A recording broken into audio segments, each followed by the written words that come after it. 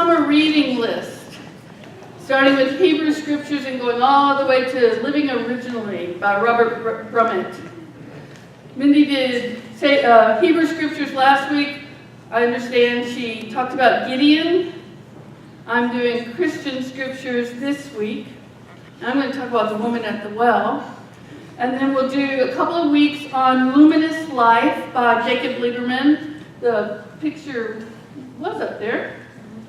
Let's go back. The picture in the yellow book. And then Living Originally will be the last thing. In a couple of weeks, Mindy and I will start a 3-week Wednesday night series of taking Living Originally and going a little bit deeper.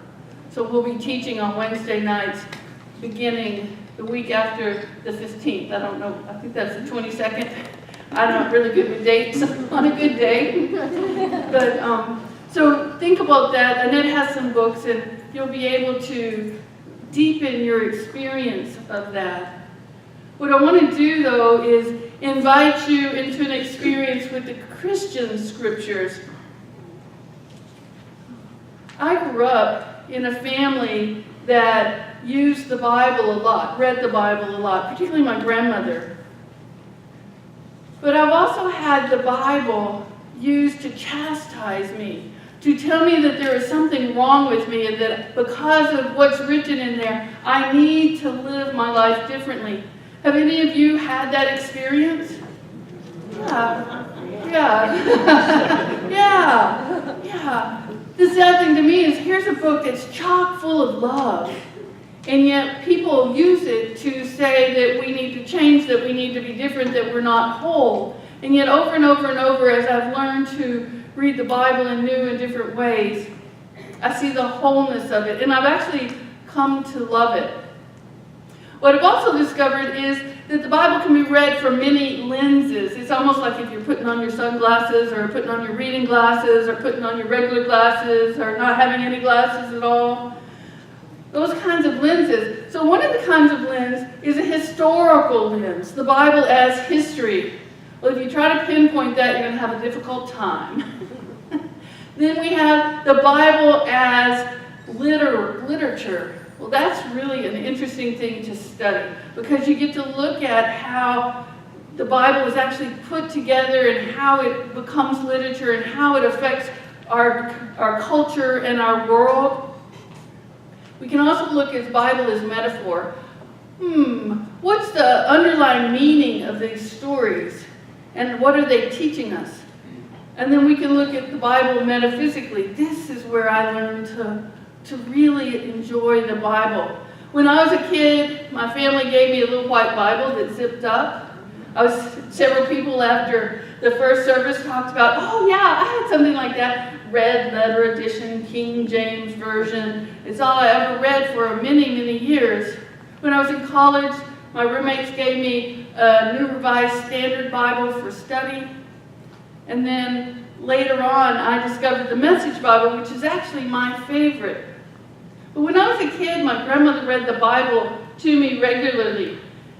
Eventually, she started reading the Bible through every year. So she would start January 1st and read something from Hebrew Scriptures and something from Christian Scriptures.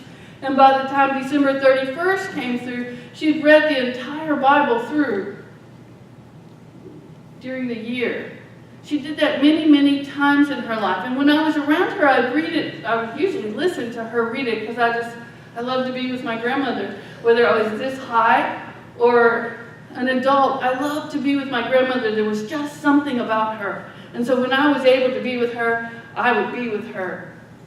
And she would read to me. Well, it was a very precious time, but it was sometimes a very scary time. The preciousness was in being able to be with her. The scariness was in what I was listening to. I mean, suddenly hundreds of thousands of people are slain. I mean, where did they come from and where did they go and what about their families? And then God gets mad and then destroys everybody but Noah and a bunch of animals, 2 by 2. And there's this regeneration. So it was a hard thing to think about, to look at and hear about the inconsistencies and say, how can this book? Do you know the Bible is the most often book bought but the least read. I get the least read part sometimes. And yet, but I hope that in this moment today, or during our time together, there will be something that you can relate to in the Bible. And we'll start with the woman at the well to do that. Now, what is metaphysical interpretation of the Bible? Metaphysics is a branch of philosophy that looks at beingness. The million-dollar word is ontology. It looks at our beingness. How are we being in the world, and how do we look at reality? And do we look at reality from appearances, the way things are, from our intellect? Do we broaden our perspective and look from a bigger picture? Do we look from a beingness perspective? And metaphysical Bible interpretation looks at the patterns. It looks at individual words and determines what words have meaning and what are the meaning of those words. Charles Fillmore spent tons of time exploring that, sometimes as many as 8 to 10 hours in meditation to come up with what he called the Metaphysical Bible Dictionary and the Revealing Word. And out of that, in Unity, we decide how to interpret the Bible through that. And then the cool thing is Mr. Fillmore, who is all about freedom, says if you don't like the way I do it your way. Spend time in meditation and come up with your meaning of it so that you can take the Bible and make it living for you. Make it real for you. So the real key to metaphysical Bible interpretation is this. The Bible is talking about only one person, you and you and you and me, but we're that one person. We're that individual person that the stories are relating to or calling forth something from us. The Bible is talking about one time now, even though the time might have been thousands and thousands of years ago, because the Bible was written over about 1,600 years. Well, the time was then. When we look at it from this moment, from the present day perspective, we can see something of value to us. We can see something that resonates in our own heart. And the place is always here. So it's always about us. The time is always now. And the place is always here. So when we begin to look at the woman at the well from that perspective, it gives new meaning.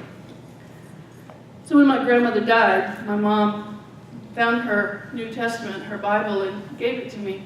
So while I love the message, I thought today I'd play and read to you from this. Let me give you some background.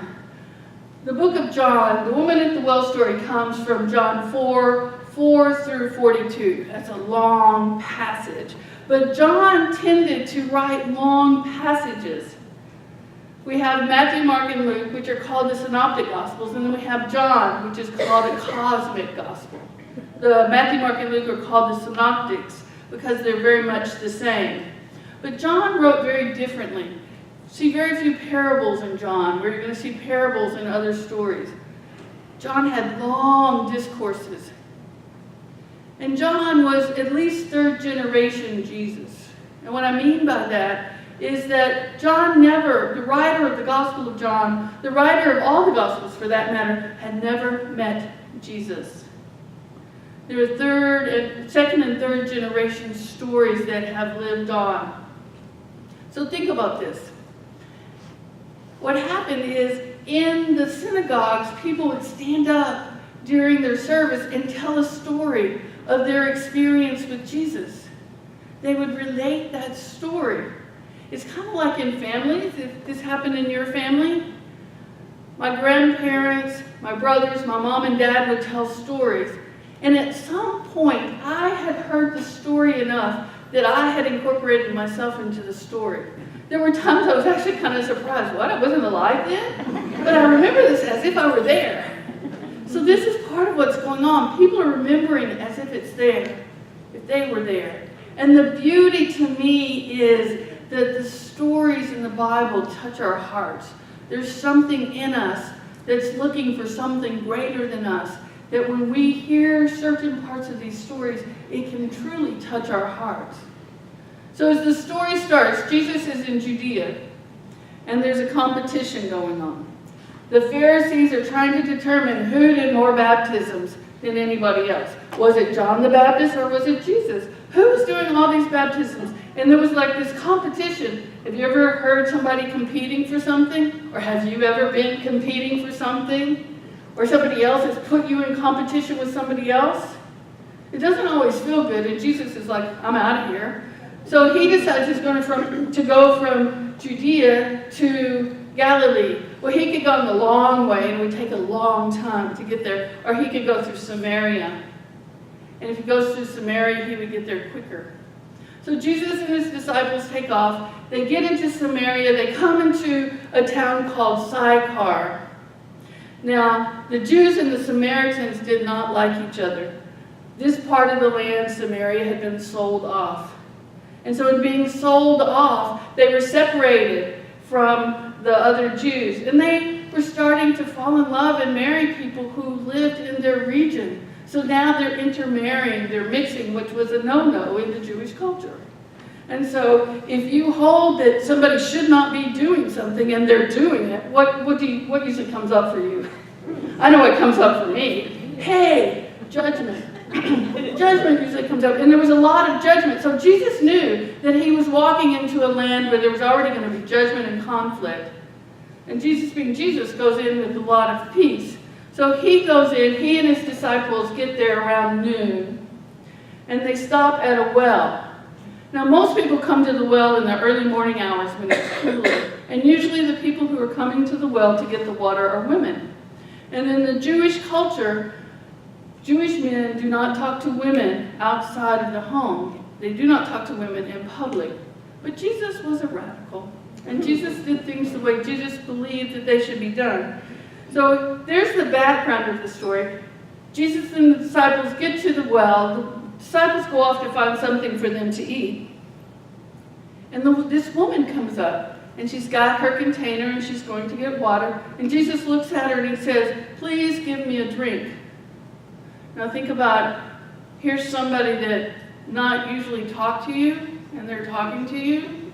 What might you be feeling? I'd be up, And we see that in her response. She says, how can you, a Jew, ask for a drink from me, a woman of Samaria?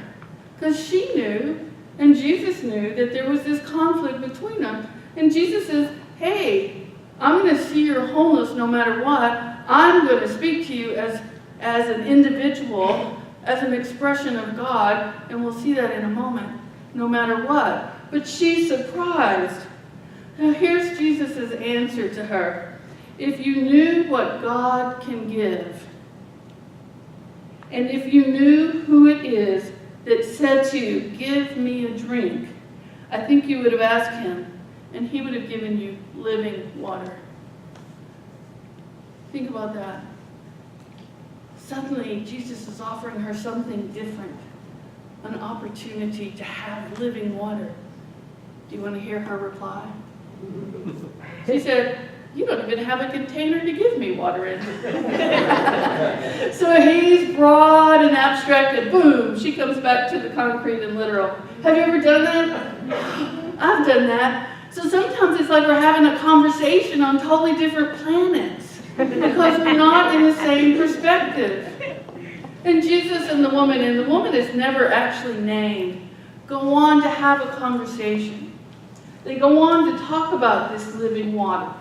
And they go on to talk about who he is. And Jesus recognizes that she's a woman who's been married 5 different times. He just knew it. In our oneness, we know things.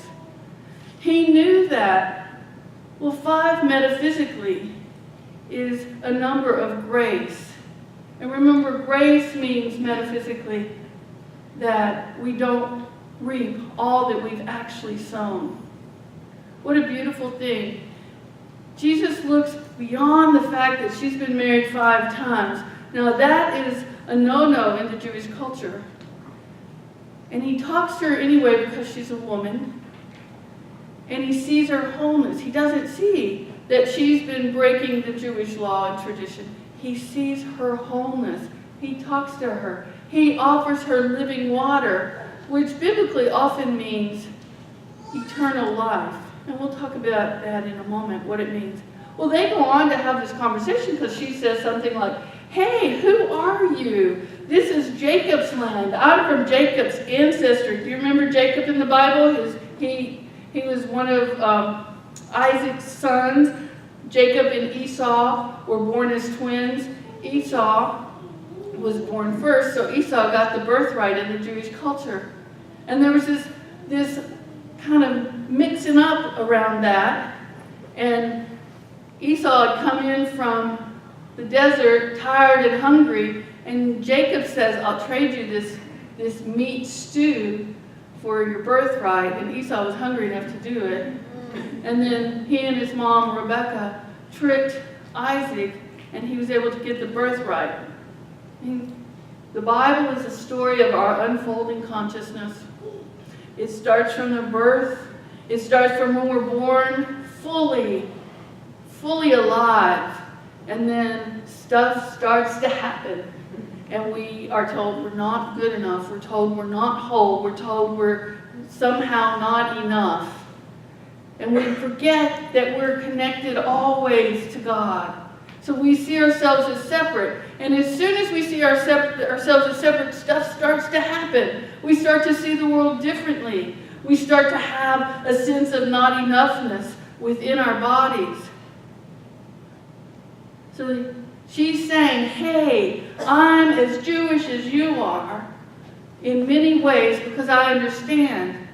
And when the Samaritans were sold off, their land was sold off, they built a temple in order to worship. That temple was called on top of Mount Gerizim. The Jews, who saw themselves, remember, as the chosen people, worshipped in Jerusalem. So the Jews looked down on the Samaritans because they worshipped in a different location. But if the Samaritans had gone into Jerusalem to worship, they would have been ostracized. It's a no-win situation in that case. But here Jesus is seeing it differently. And what he says to her is there will be a time, because I am the Christ. I am the Christ. There will be a time when we worship God in truth and in spirit. So he's having a theological discussion with somebody who's ostracized by his own ethnicity, who's a woman, and who is thought to be uneducated, but she is clearly not uneducated. So he's having this conversation, and he says, go and tell people. Now here's a woman who's come to the well at noon, so she doesn't have to deal with the other people who are coming in the early morning. And he says, go and tell people. And she was so inspired by him that she went to tell people, and people started coming. And Jesus stayed there 2 more days, and people's lives were changed from that. So let's take a moment and look specifically at the metaphysics of this and see what we can glean from ourselves and for ourselves from this story. Samaria, where they are, is the intellectual, metaphysically, it's the intellectual perception of the world. Now, how often do we get linear and logical and sequential and see the world only from that level of intellect, not recognizing that there are many levels of truth and many levels of intellect? So when we're in Samaria, we're only seeing something from that intellectual point of view. I've been there. I have a lot of degrees. I tried hard to learn to understand that kind of logic. Sychar is the city that they're in. So in that intellectual perception of the world, sometimes we can be in a confused state of mind. Jacob's well. Jacob is that idea of the I am identity. The well is the inspiration through intellect, but who's there with the woman? Jesus. Jesus isn't the idea of the intellectual identity, or the idea of the I am identity. Jesus is the I am identity. And then we have water, which is mental cleansing, and we have living water, which is what Jesus offered, which is inspiration of the Spirit. So when we put all that together in a kind of clunky version, when we live only from our worldly intellect, we will be in a confused state. When the I am is recognized within us, remember in Unity we have an immanent and a transcendent experience of God. The immanent is within, and the transcendent is that peace that calls us to something more. That part of us that begins to go looking for something else.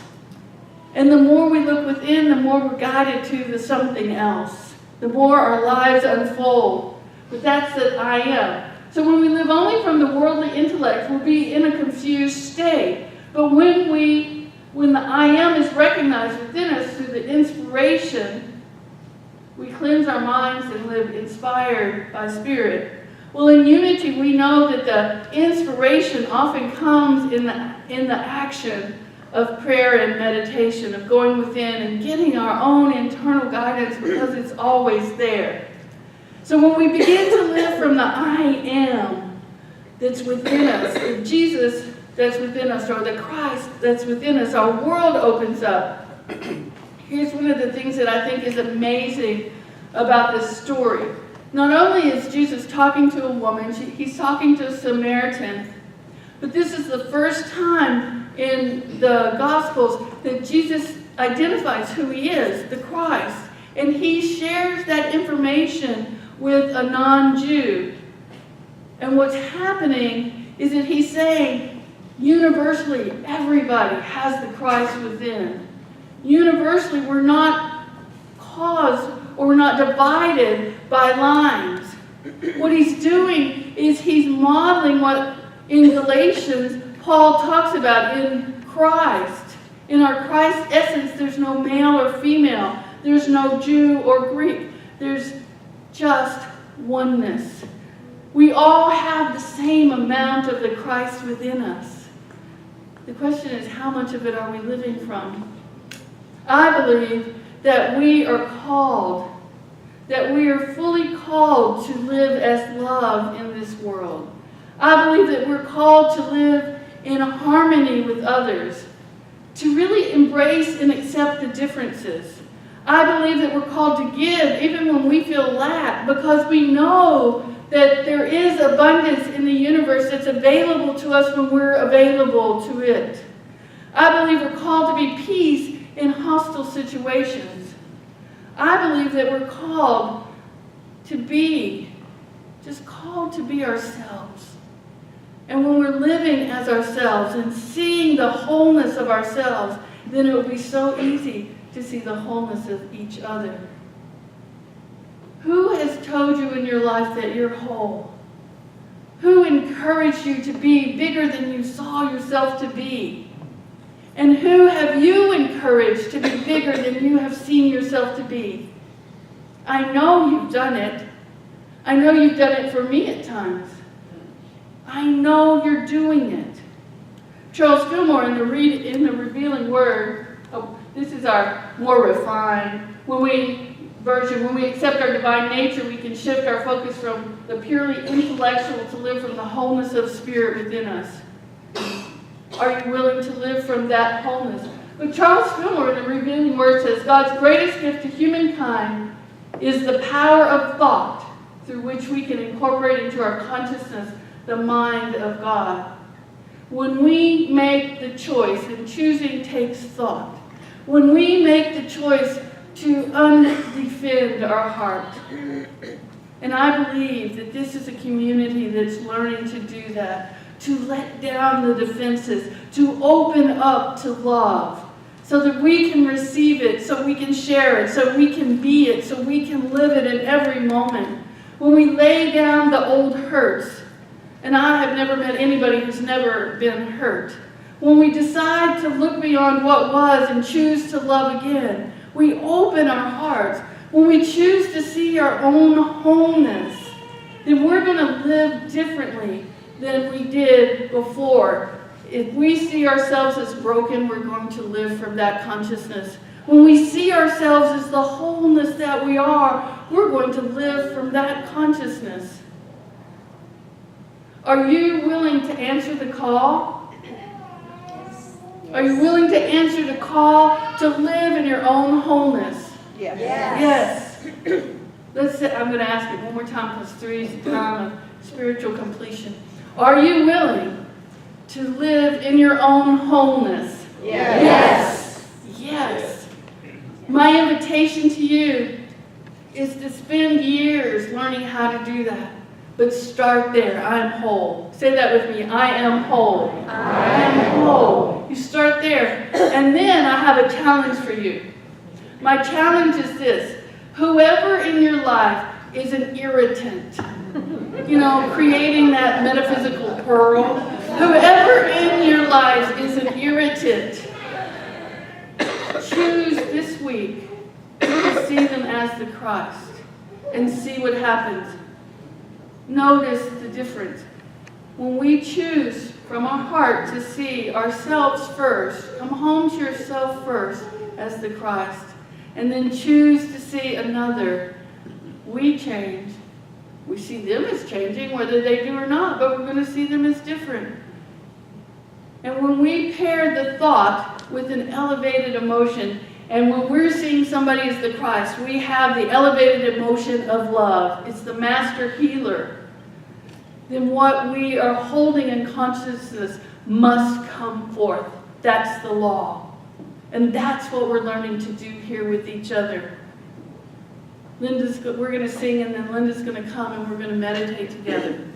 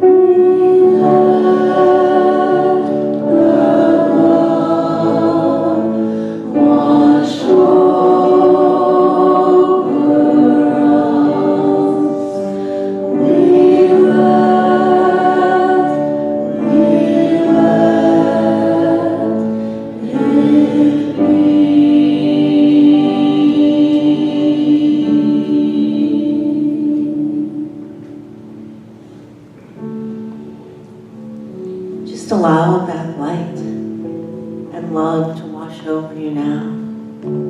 Close your eyes. Just feel it wash over us into your heart. Feel the wholeness of your spirit, of your love for yourself. Feel that light grow inside of you, releasing all judgments of others, of situations. Just let it all go now. Feel that light in your heart grow stronger with the light of spirit within.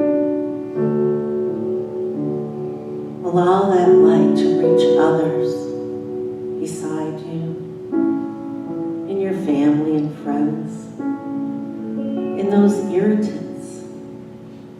Let it go out into the community, for it is in that we transform. And as our community transforms, the world transforms,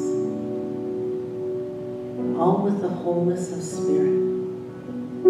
As we go into the silence, just feel that love growing.